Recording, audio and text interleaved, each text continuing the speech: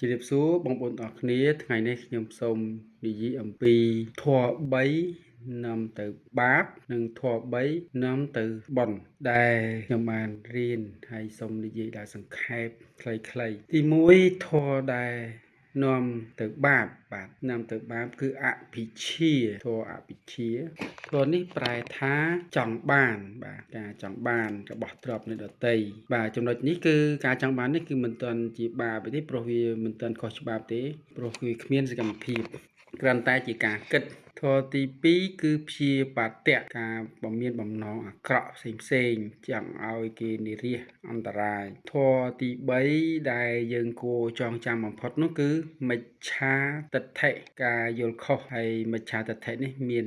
10យ៉ាងបាទចំនួនមិច្ឆាទិដ្ឋិដែលមាន10យ៉ាងនេះខ្ញុំនឹងនិយាយបន្ថែមទៀតជាលើកក្រោយហើយធម៌3ដែលនាំទៅបុណ្យឬក៏សុខនោះគឺ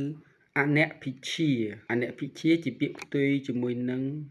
អភិជ្ជាដែលប្រែថាការមិនចង់បានរបស់ទ្រព្យអ្នកដទៃទី2គឺធម៌អព្យាបាទៈមានន័យថាមិនមានបំណងអាក្រក់ព្យាបាទៈដទៃទេធម៌ទី3គឺ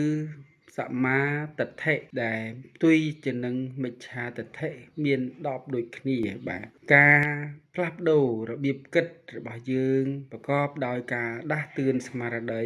ការធ្វើបុណ្យប្រកបដោយសេចក្តីជ្រះថ្លាព្រោះថាជ្រះបានថ្លាការលះបង់នៅចំណុចអវិជ្ជមានទាំងឡាយដូចជាអភិជ្ជាជាបាទៈមិច្ឆាទិដ្ឋិនេះអ្នកត្រូវតែលះទៅបង់អ្នកលះហើយបានបង់បាទអញ្ចឹងធម៌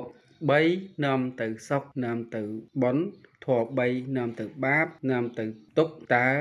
អ្នកយកជំរើសមួយណាអ្នកនឹងទទួលបានលទ្ធផលតាមច្បាប់មួយគឺហេតុនិងផលអាស្រ័យទៅលើជំរើសរបស់អ្នកអាស្រ័យទៅលើការគិតរបស់អ្នកអាស្រ័យទៅលើការធ្វើរបស់អ្នកនោះលទ្ធផលប្រកាសជា